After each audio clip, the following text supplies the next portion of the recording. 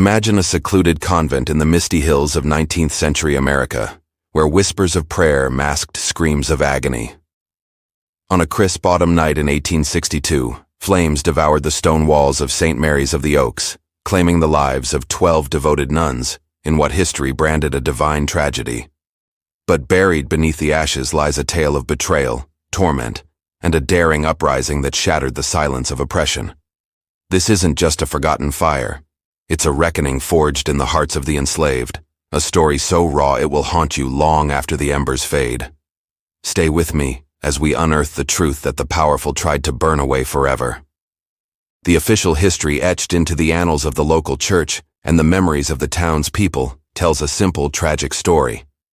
A terrible accident that martyred 12 devout nuns, their bodies consumed by a fire from which none escaped.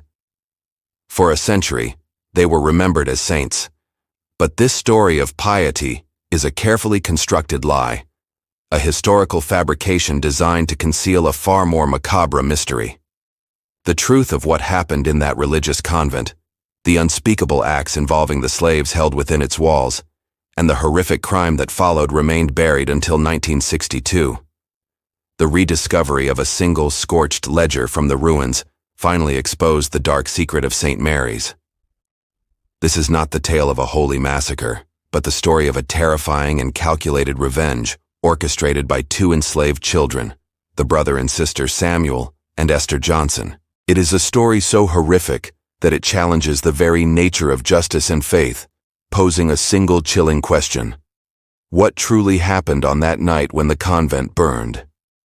And how did a meticulously planned slave revolt become remembered as a demonic attack and a Christian tragedy?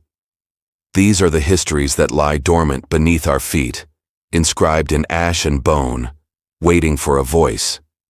If you believe that the most profound truths are those that have been deliberately buried, then you have found your community. We invite you to subscribe and enable notifications so you never miss an uncovering. If our work in exhuming these forgotten narratives is of value to you, please support us by liking this video. And now, before we proceed, let us know in the comments from what part of the world you are joining us to uncover this story tonight.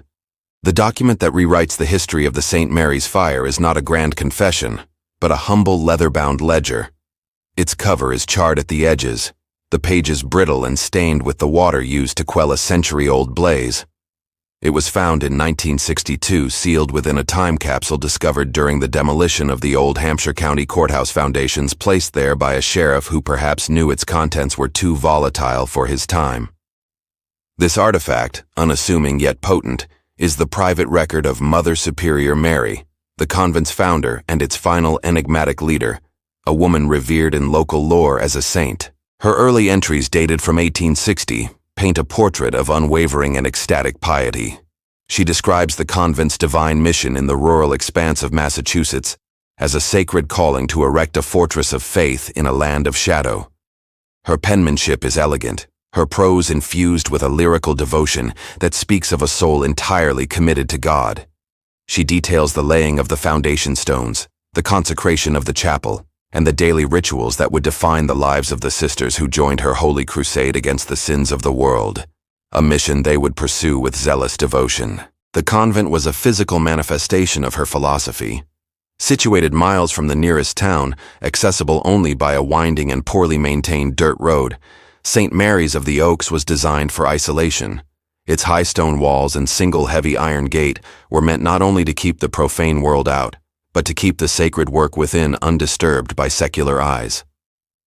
Mother Mary's writings celebrate this seclusion, viewing it as essential for the purity of their purpose, a necessary barrier to shield their holy labors from the skepticism and corruption of lesser worldly men.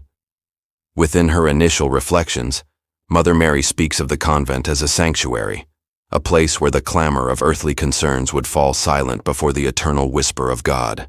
She writes of the profound peace found in prayer, the clarity of purpose in devotion, and the spiritual strength derived from a life of austere discipline.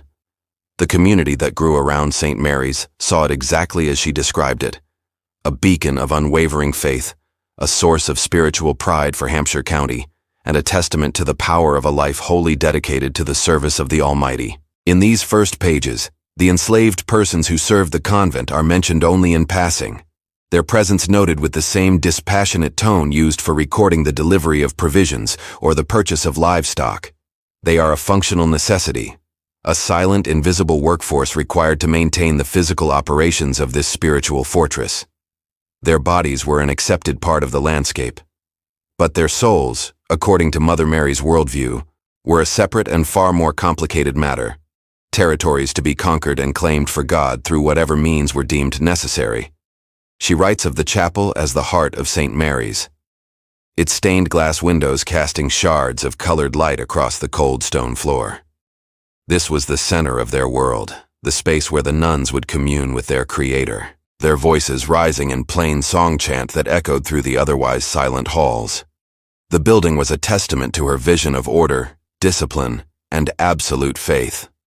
A place where every stone and every soul had its designated purpose in a grand divine hierarchy of her own design. The architecture was intentionally severe, with narrow corridors, Spartan cells for the nuns, and windowless rooms in the basement for storage and penance. It was a place built for control, where every movement could be observed and every deviation from the established routine could be corrected. This physical control was in her mind a direct reflection of the spiritual control she sought to exert over her small, isolated kingdom. A kingdom where her word was second only to God's and often conflated with it. It is in this context of absolute control and soaring piety that the first truly unsettling entry appears, dated June of 1861. The elegant script remains, but the content marks a subtle yet profound shift in the ledger's purpose. It reads, "The new girl Esther arrived today from the Miller plantation. Her soul is clouded by the sin of her race, a deep and stubborn stain. We shall begin the rites of purification at once. Great and difficult work is ahead for us all." The introduction of this one child marks the beginning of the convent's descent into a macabre mystery. 2 months later, in August 1861, Mother Mary's ledger details the first of these purification rites. The entry is veiled in theological language, describing a difficult session with the young Esther, who was then no older than 14. The Mother Superior writes of the need for an extended period of corporal prayer lasting 3 hours, a spiritual battle waged to expel a stubborn spirit of defiance that had taken root in the child's soul. She frames the event as a victory for faith, a necessary and righteous struggle against the forces of darkness inherent in the girl's being. The narrative she constructs is one of spiritual warfare, where the child's cries and struggles are interpreted not as pain, but as the outward manifestations of a demonic presence being driven from its vessel. Mother Mary describes the session's conclusion with a tone of exhausted satisfaction, noting that the girl was left placid and receptive to God's grace, her will finally broken and submitted to the convent's higher authority.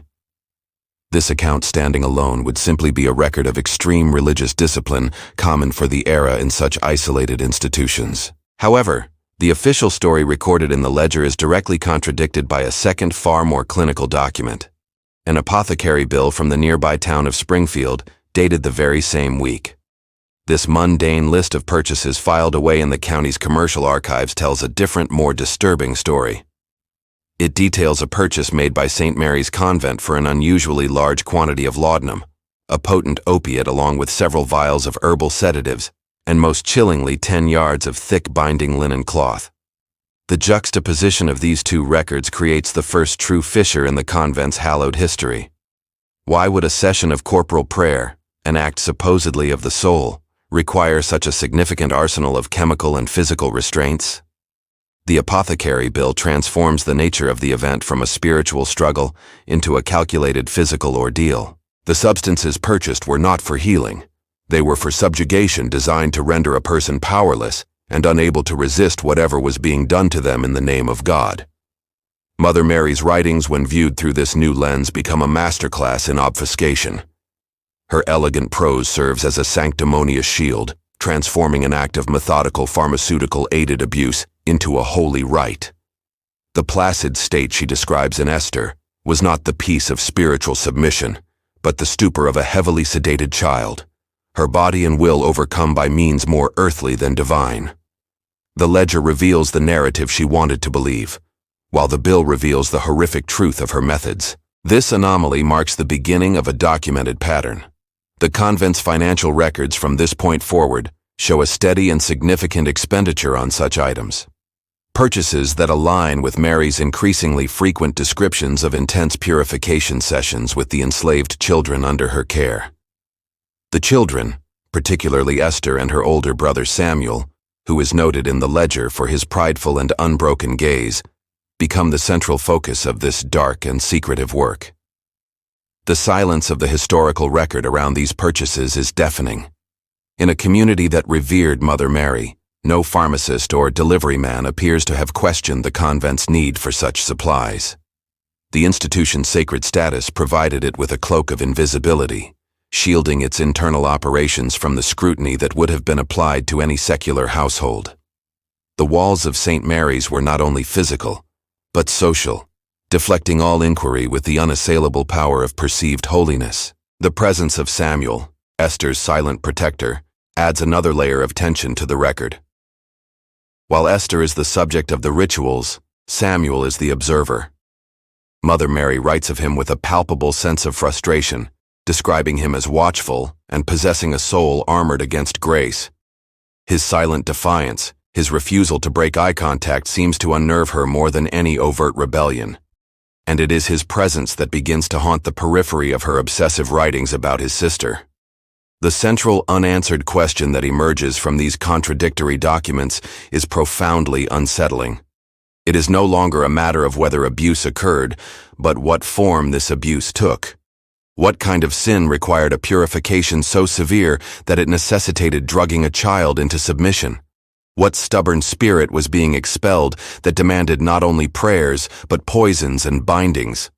The first anomaly had been documented, and it pointed toward a darkness far deeper than mere cruelty. Over the subsequent year, from the autumn of 1861 to the summer of 1862, Mother Mary's ledger becomes a chilling chronicle of escalating obsession. Her entries document a series of purification rites that grow in frequency and intensity, always centered on the small group of enslaved youths housed within the convent. The language she employs becomes more esoteric and coded, a private lexicon of spiritualized violence. She writes of bearing the sins of the flesh and the necessity of carnal mortification to cleanse souls she believed were irredeemably stained from birth. These rituals, as described, were methodical and scheduled, taking place in the windowless basement chapel, far from any possibility of being seen or heard. The ledger notes the participation of several senior nuns, suggesting this was not the work of a single deranged individual, but a systemic practice embraced by the convent's leadership. The youths, particularly Samuel and Esther, are referred to not by name, but as the vessels, instruments through which the nuns could perform their acts of supposed spiritual transference, absorbing and neutralizing the sins of their captives. The term carnal mortification, repeated throughout the ledger, is the key to understanding the true nature of these acts. It is a phrase steeped in archaic theological traditions of self-denial and physical penance. But in the context of St. Mary's, it was twisted into a justification for something far more sinister. The rituals were not about the children's salvation. They were about the nuns' own ecstatic, violent form of worship, using the bodies of the powerless as the theater for their perverse piety.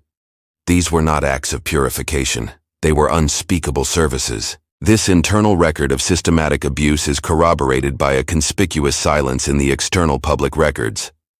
A thorough search of the Hampshire County Archives reveals a complete absence of baptismal certificates for any enslaved children born at the convent or death certificates for those who may have perished there. Legally, these children did not exist. They were ghosts in the census, their lives and potential deaths entirely off the books, granting the convent absolute power over their fates without fear of legal or social repercussion. Further evidence of the convent's dark secret comes from a new unexpected source. A formal letter of complaint filed with the county sheriff in the spring of 1862. The letter, penned by a neighboring landowner named Jeremiah Hale, complains of unholy wailing emanating from the convent grounds late at night. He describes the sounds as not of prayer, but of profound suffering noises that his own family and servants found deeply disturbing. The letter reveals that the convent's isolation was not as complete as Mother Mary had believed. The sheriff's response to this complaint, a brief, dismissive note in the margins of the file, is telling. He writes that he spoke with the Mother Superior, who assured him the sounds were merely the passionate prayers of the sisters wrestling with demons on behalf of our community. The matter was officially closed. The sheriff, like everyone else, deferred to the convent's sacred authority, accepting a supernatural explanation for what was clearly a human cry of agony. The accumulation of this evidence paints a damning portrait. On one side, there is Mother Mary's private coded confession of systematic rituals. On another, the bureaucratic void where the lives of her victims should have been recorded.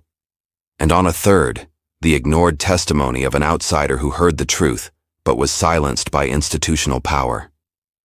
The pieces of the puzzle begin to form a coherent and horrific picture of a religious institution that had become a law unto itself, a hidden torture chamber disguised as a house of God. The repeated mention of Samuel's unbroken spirit in the ledger takes on new meaning. While Esther was the primary subject of the rituals, Samuel was the enduring witness. His silence was not submission, but observation. His gaze not prideful, but analytical. He was watching, learning, and as later events would prove, he was planning.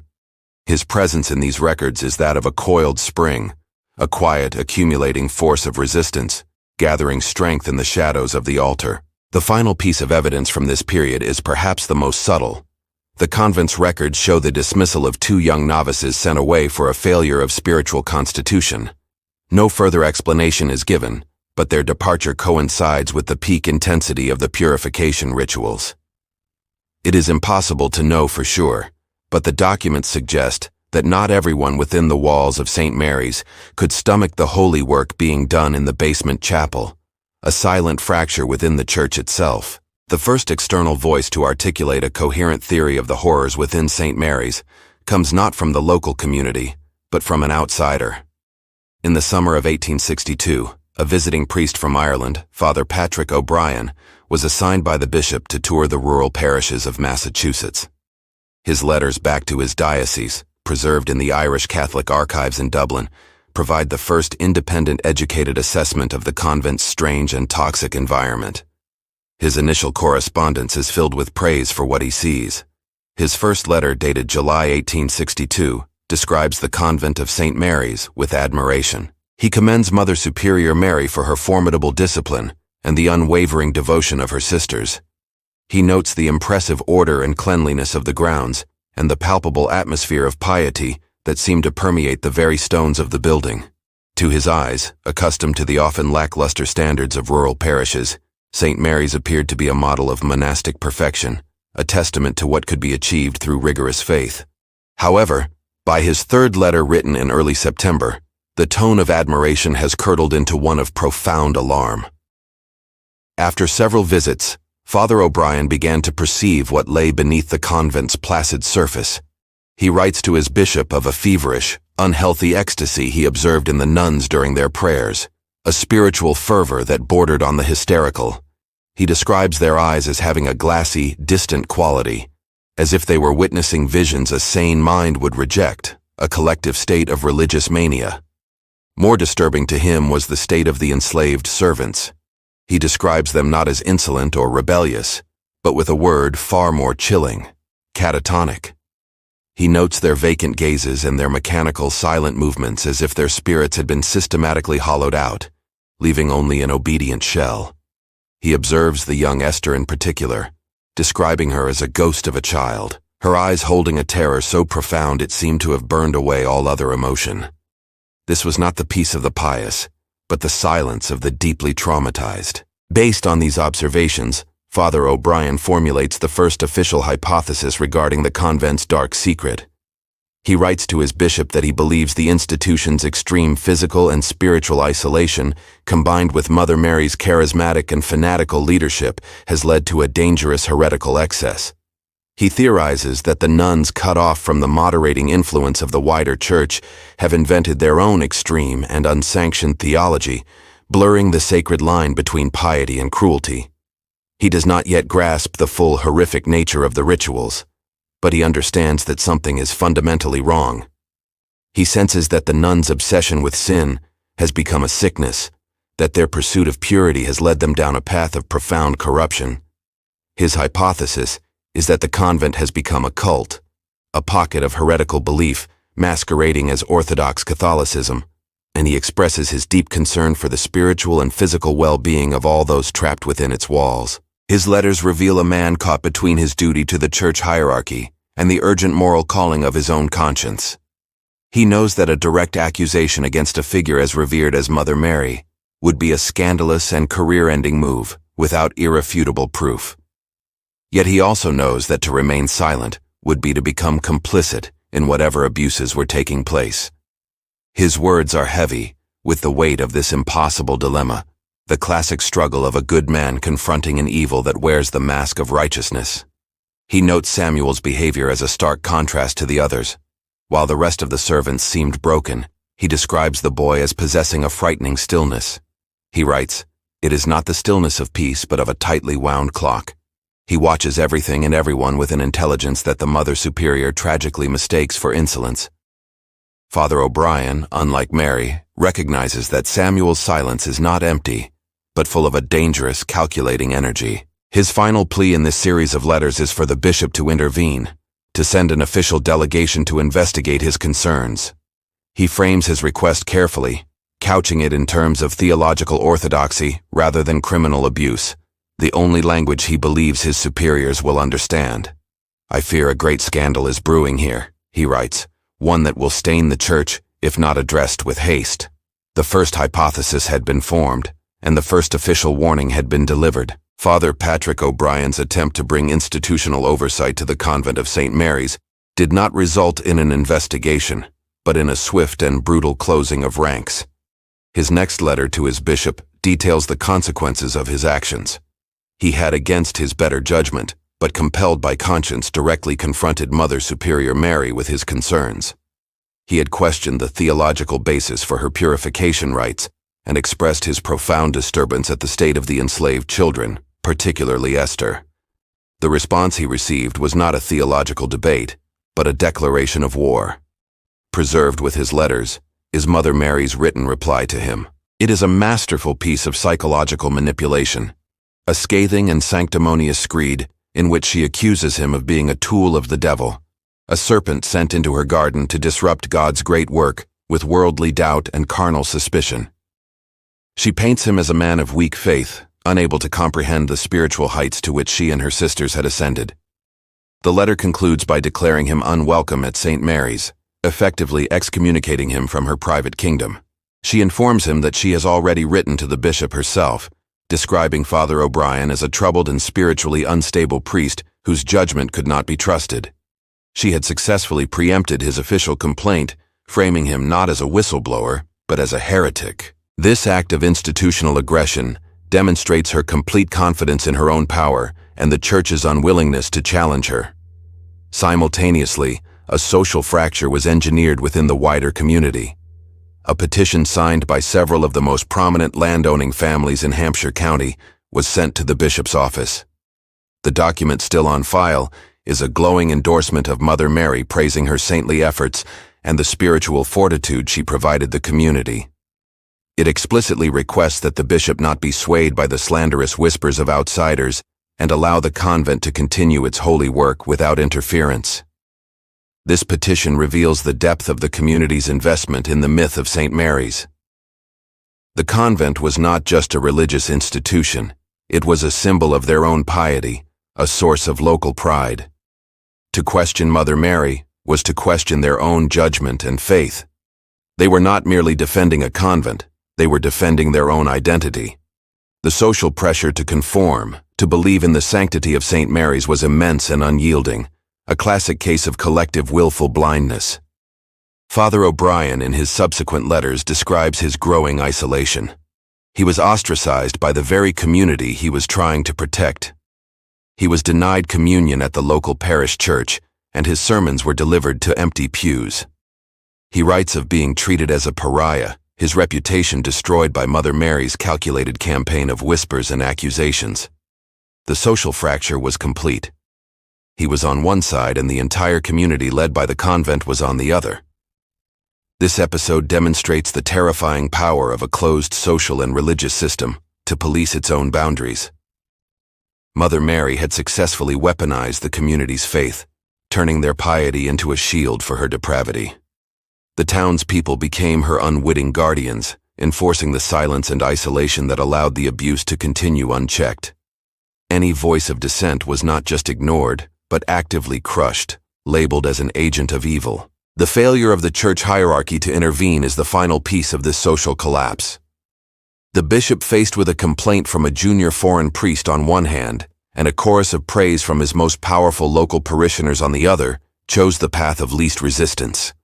His official reply to Father O'Brien is a masterpiece of bureaucratic evasion, advising him to tend to his own flock and avoid meddling in matters of advanced spiritual discipline. The institutional door had been slammed shut. The record of this social fracture is the story's true point of no return. It marks the moment when all hope of external rescue is extinguished. The enslaved children of St. Mary's were now completely and utterly alone, trapped within an institution protected by a fanatical leader, a complicit community, and an indifferent church. Any chance of salvation would not come from the outside world. It would have to be born from within the walls of the convent itself. The true irrefutable evidence of the horrors of St. Mary's lies not in its public records or the observations of outsiders, but in a hidden section of Mother Superior Mary's own ledger. Tucked away at the very back of the book, written in a different, darker ink and a cramped, frantic script, is what can only be described as her secret confession. Here, the carefully constructed veil of theological language is ripped away, revealing the raw, unadulterated nature of the purification rites in all their depravity. In these harrowing passages, Mother Mary abandons the coded euphemisms of carnal mortification. She describes in explicit and disturbing detail the true character of the rituals. The acts were of a deeply personal and invasive nature, framed as a grotesque form of religious sacrament. She believed that by performing these unspeakable services upon the enslaved children, she and her senior nuns were literally taking the sin of the defiled race into their own bodies, where it could then be conquered and purified through the grace of Christ. This was not simply abuse. It was a fully articulated, albeit monstrous, theology. She had created a blasphemous system in which the violation of the innocent was transformed into the highest form of spiritual sacrifice.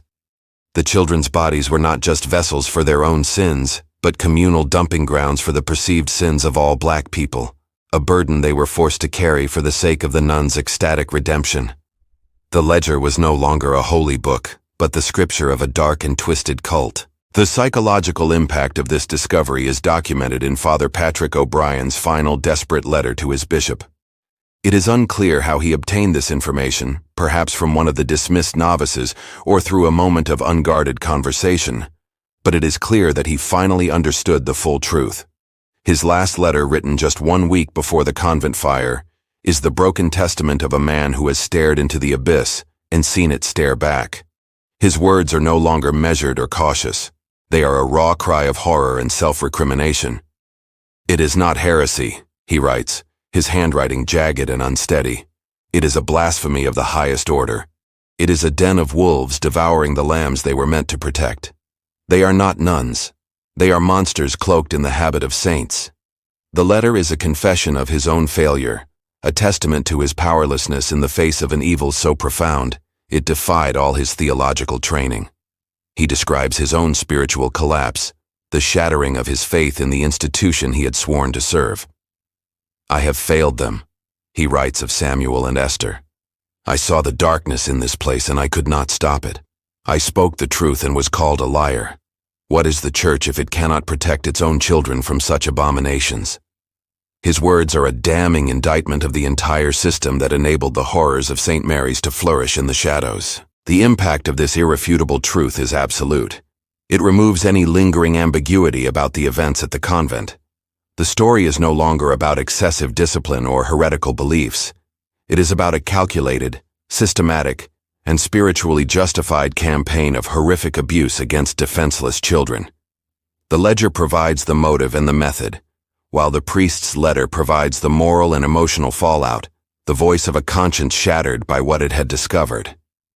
The documentation of these events creates a profound sense of claustrophobia and despair. The evil is now fully known, but it is also fully protected.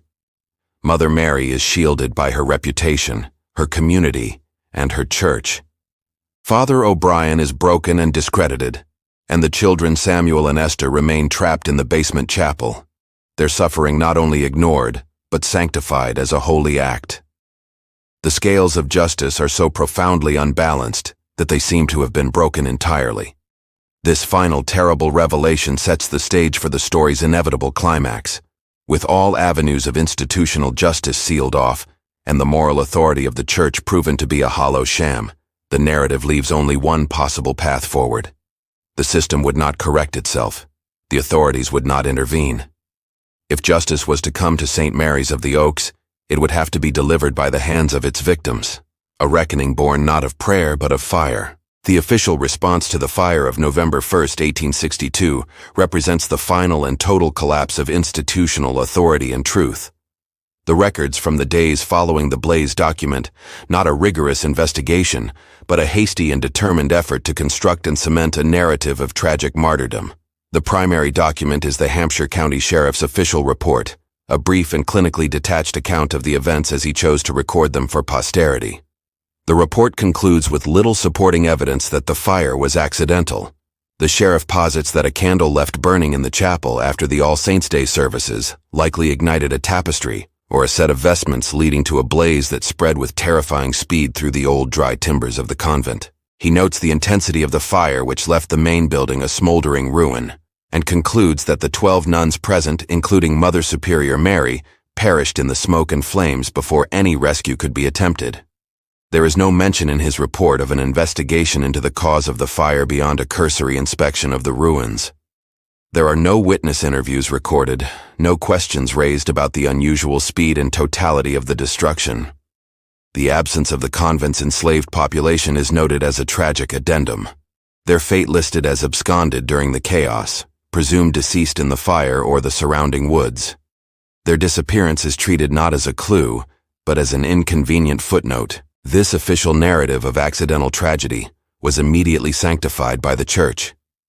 The bishop, who just weeks before had dismissed Father O'Brien's desperate warnings, delivered a powerful eulogy for the dead nuns. The text of this sermon, printed in the Boston Globe, is a masterpiece of historical revisionism. He declares the sisters holy martyrs taken to God in a chariot of holy fire. Their deaths a testament to their unwavering faith, even in the face of unimaginable terror. He paints Mother Superior Mary as a saint, a spiritual warrior whose life was a beacon of piety and whose death was a glorious ascension into heaven. The eulogy transforms the site of horrific systemic abuse into a shrine of Christian sacrifice. The collapse of authority here is not just a failure to find the truth. It is an active, enthusiastic effort to bury it beneath a mountain of religious platitudes and false sentiment. The church used the fire to erase any questions about St. Mary's, canonizing its secrets along with its dead. The local community, primed by years of reverence for the convent, readily accepted this narrative. The fire became a local legend, a cautionary tale of the fragility of life and the mysterious ways of God. The deaths of the nuns were mourned as a communal tragedy, a profound loss for the soul of Hampshire County. The story of their martyrdom became an unassailable truth repeated in sermons and fireside stories for generations to come. This complete and successful cover-up represents the ultimate failure of every institution that could have brought justice. The law in the form of the sheriff failed to investigate. The church in the form of the bishop failed to police its own and chose propaganda over truth. And society in the form of the community failed to question the narrative it was fed, choosing the comfort of a holy myth over the discomfort of a horrific reality. The final record of this collapse is found ironically in the file of Father Patrick O'Brien. A short time after the fire, he was officially censured by the bishop for causing distress and sowing dissent, and was recalled to Ireland in disgrace. His truth was not only ignored but punished. His attempt to uphold the moral authority of the church resulted in his own expulsion. The final emphatic statement that the institution valued its reputation far more than the lives of the innocent or the integrity of its own priests. With the official history firmly established as a lie, the narrative is now forced to look elsewhere for the truth. The collapse of the official record creates a vacuum, a space where the real story can finally begin to be told. The whispers, the songs, and the hidden memories of those who had no voice in the official chronicles of the past. Decades after the fire at St. Mary's, long after the official story of martyrdom had solidified into unquestionable local history, a different kind of record began to surface. It was not a document found in a courthouse archive, but a living history preserved in the one place the authorities could not control, the collective memory of the enslaved community. This hidden source was discovered not by historians, but by folklorists working for the Works Progress Administration in the 1930s, tasked with recording the oral histories and cultural traditions of former slaves and their descendants. Among the many spirituals and work songs they transcribed, one particular song attributed to the Hampshire County region stood out for its strange and violent imagery. The song, titled Noah's Warning on the Wicked Hill, was on the surface a standard retelling of the biblical flood narrative. It spoke of God's wrath against the sinful, the coming of a great cleansing, and the salvation of the righteous. But woven into its verses were lines that had no biblical precedent, lines that seemed to speak of a more specific, more local event. The lyrics describe a house of pride on a wicked hill, where shepherds wore the robes of wolves. It speaks of the cries of the innocent being swallowed by the prayers of the cruel, a powerful and direct allusion to the horrors of St. Mary's. The song is not just a piece of religious folklore. It is a coded testimony, a historical record hidden within the protective shell of a spiritual. It is the counter-narrative to the bishop's eulogy, the truth told in a language only the oppressed could fully understand. The most telling verse contains a chilling and specific line that transforms the song from a lament into a chronicle of rebellion.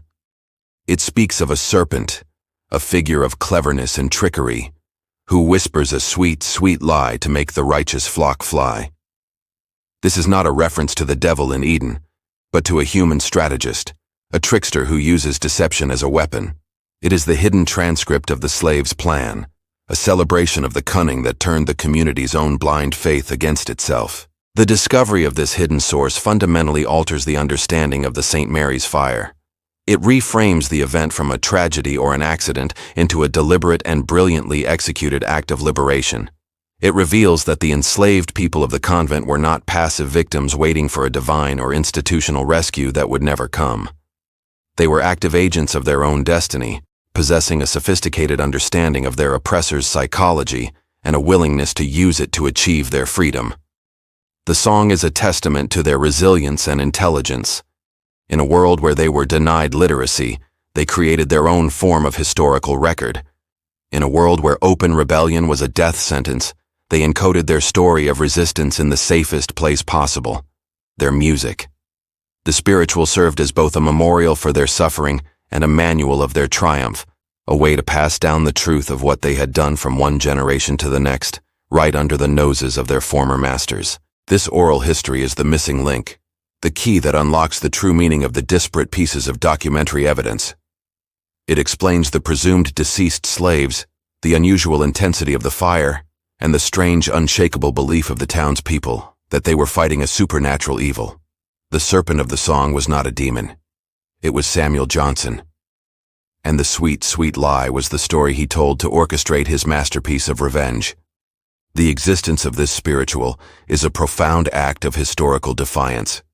For 75 years, while the official record praised the martyred nuns, this song kept the truth alive. It ensured that in the hidden corners of the community, in the quiet moments of shared memory, the real heroes of the St. Mary's story were not forgotten.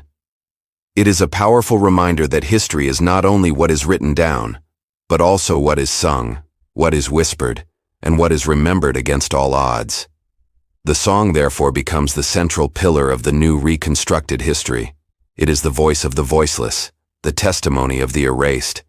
It provides the why and the how that the official documents so carefully obscured. The discovery of this hidden source proves that the true story of the St. Mary's fire was never truly lost. It was just waiting for someone to learn how to listen. The decision for a final decisive action was not born of a single moment of anger, but from a slow, cold accumulation of certainty. The records from the final month before the fire, October 1862, document the methodical and chillingly practical preparations for what was to come. These preparations, hidden in plain sight within the convent's own ledgers and work logs, represent the quiet, determined shift from endurance to rebellion, a transition justified by the absolute absence of any other path to survival or justice. The first piece of evidence is found in the convent's financial records. During the month of October, the ledger shows 3 separate massive purchases of lamp oil, an amount that far exceeded the institution's normal needs for the entire winter. The quantity was enough to illuminate a small village, and its purchase was justified in the records with a simple, innocuous note for the sealing of the winter stores. It was a plausible explanation that masked a far more incendiary purpose. This was not fuel for light, but for a great and cleansing fire. The second piece of evidence comes from the parish work logs, which detailed the assignments given to the enslaved men from the surrounding area.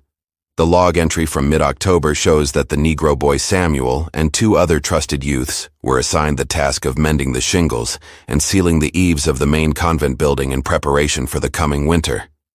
This assignment, seemingly mundane, was a critical strategic opportunity. It gave Samuel unrestricted access to the entire structure, from the roof to the foundations, allowing him to survey its weaknesses and plan his attack.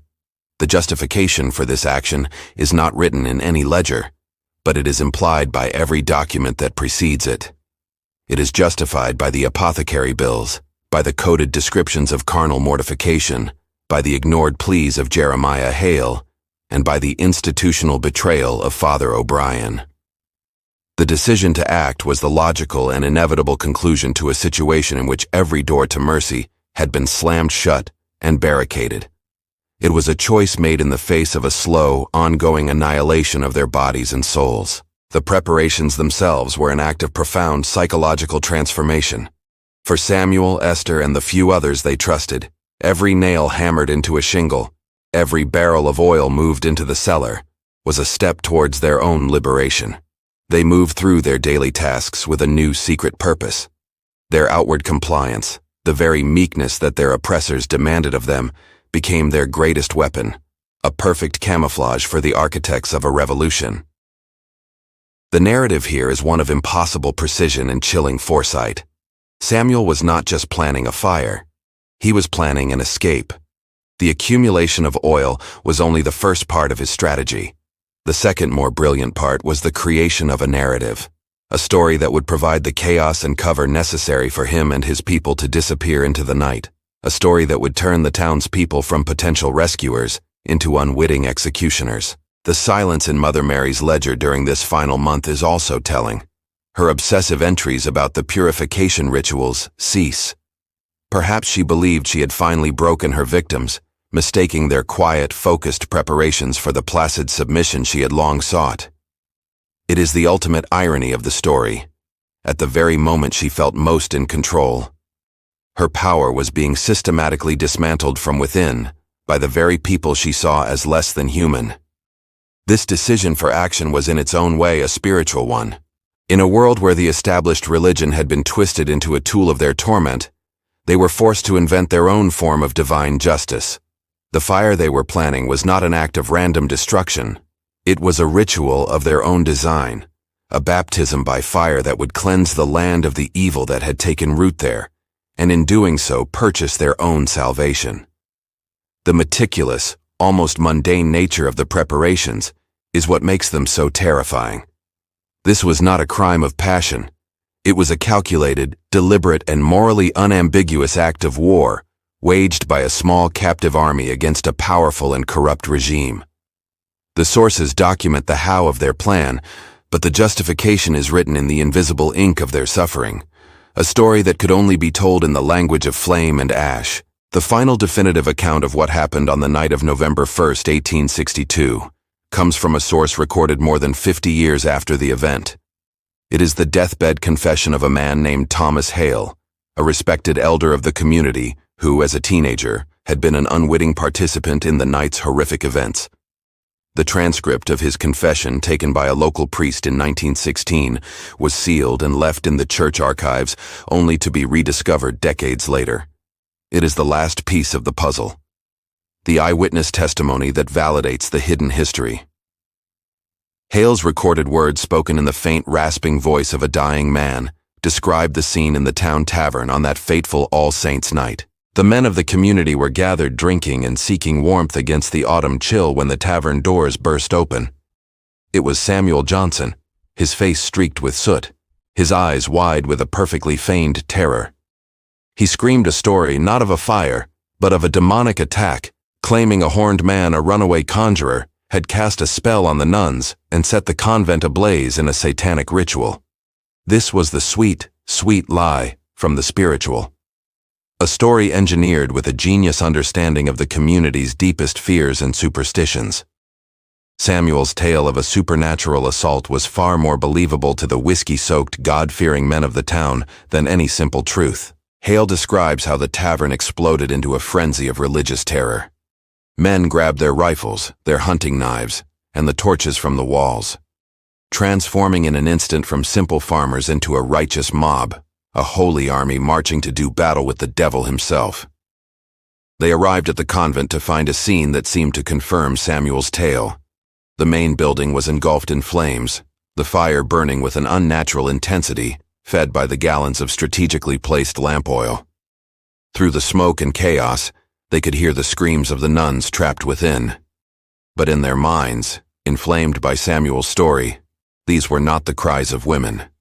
They were the shrieks of the bewitched, the sounds of demonic possession. They were not there to save the nuns, but to contain the evil. Thomas Hale's voice trembles on the recording as he recounts the mob's fatal decision. Convinced they were trapping a demon, the men, led by the town's most respected figures, barred the heavy oak doors of the convent from the outside. Using felled logs and iron chains, they created a seal, turning the burning building into a tomb. Hale described standing there, watching the flames consume the structure, believing with all his heart that he was doing God's work, a righteous soldier in a holy war. The screams from within eventually fell silent.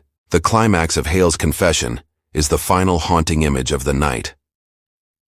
As the main roof of the convent collapsed in a shower of sparks and embers, he glanced towards the woods at the edge of the property. In the distant flickering firelight, he saw a procession of figures moving silently into the trees. It was Samuel leading Esther and the other enslaved people of the convent away from the inferno. There was no terror in their eyes, only a calm, determined resolve. It was not an escape, it was an exodus.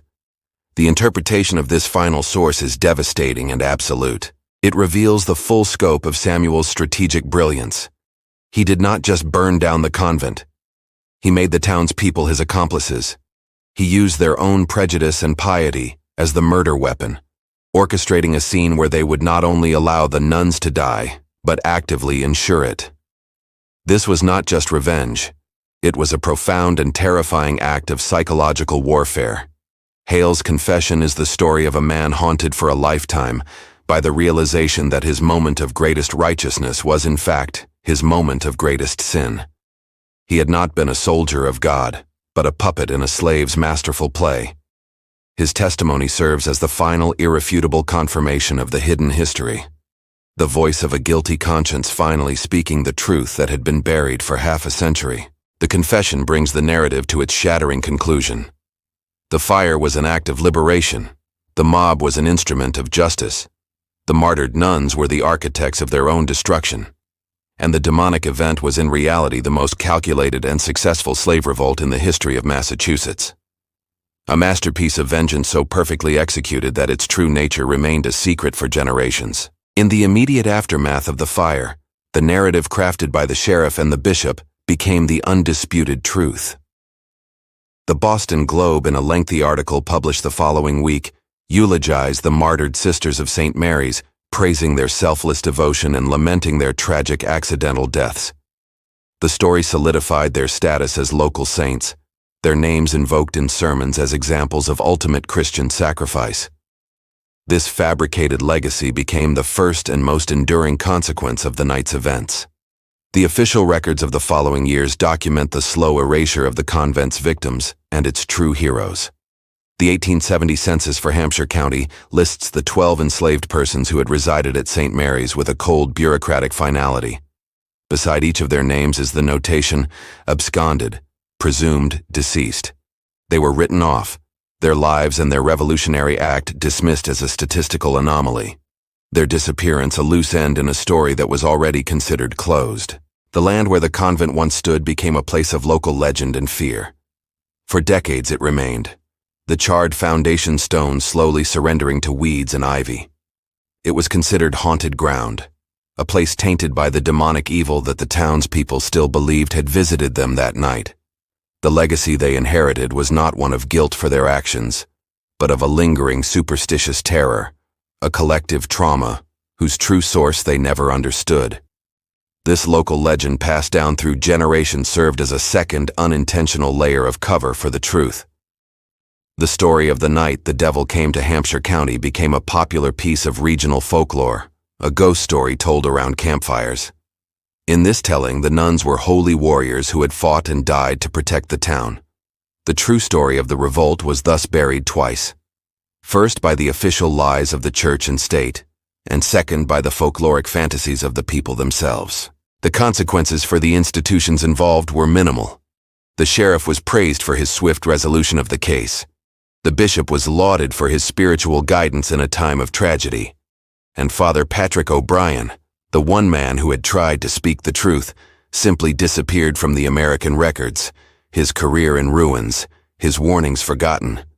The system that had enabled the abuse at St. Mary's emerged from the fire, not only unscathed, but strengthened in its authority. The true legacy of that night, however, was not the false history left behind in Massachusetts, but the new lives that began in freedom. The successful escape of Samuel, Esther, and the others was the ultimate consequence, the true purpose of the fire. They had not just destroyed their prison. They had broken its chains and walked away, carrying the real story with them into the North, a secret history that would be preserved in their own memories and in the coded verses of their songs. The physical site of the convent eventually faded from memory. In the early 20th century, the land was sold and cleared for timber, the last of the foundation stones removed. A small roadside marker was erected nearby, a simple plaque commemorating the 12 devout sisters who perished in the tragic fire of 1862. The lie was literally set in stone, a permanent monument to a history that never happened, a final silent testament to the power of a narrative to shape reality. The dual legacies of St. Mary's. The public myth and the private truth existed in parallel for nearly a century, never intersecting. In Massachusetts, the story was one of holy death, but in the hidden oral traditions of the diaspora, it was a story of righteous life, a tale of impossible victory against insurmountable odds. The fire had created two separate and irreconcilable histories, one written in newspapers and on monuments, the other carried in the heart. The final documented consequence is therefore one of profound historical injustice. The guilty were canonized, the heroes were erased. The truth was condemned to a long and silent exile. The legacy of the St. Mary's fire is a stark and powerful reminder that the official record is often little more than a story agreed upon by the powerful. A narrative designed to protect the guilty and bury the sins of the past beneath the foundations of the present. The story of the St. Mary's Convent fire is ultimately a war between two histories, the official written record of martyrdom and the buried oral truth of liberation. The discovery of Mother Mary's ledger, Thomas Hale's confession, and the coded spirituals does not simply correct a historical error. It forces a confrontation with the very nature of memory and justice. It reveals how easily a community can be manipulated into becoming the instrument of its own deception, and how a lie, when sanctified by authority, can take on the unassailable power of truth.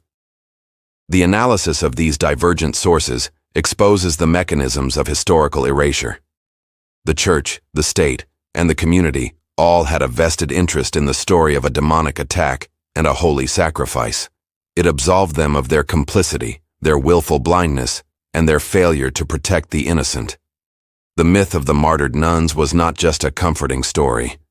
It was a necessary one, a collective absolution for a crime they did not even know they had committed. The truth that they had been outwitted and used by the very people they enslaved was simply too humiliating to contemplate. The final piece of evidence in this long-buried case does not come from an archive in Massachusetts, but from a photograph taken in 1896. The image captures a community celebration in Burlington, Vermont, one of the final terminuses of the Underground Railroad, a settlement of freed men and their descendants. The photograph is crowded with faces, men, women, and children, celebrating a life of freedom. In the background, standing together, are an elderly man and woman, unnamed in the photo's caption. The man stands tall, his gaze direct and unwavering, a look that echoes Father O'Brien's description of a prideful and unbroken spirit.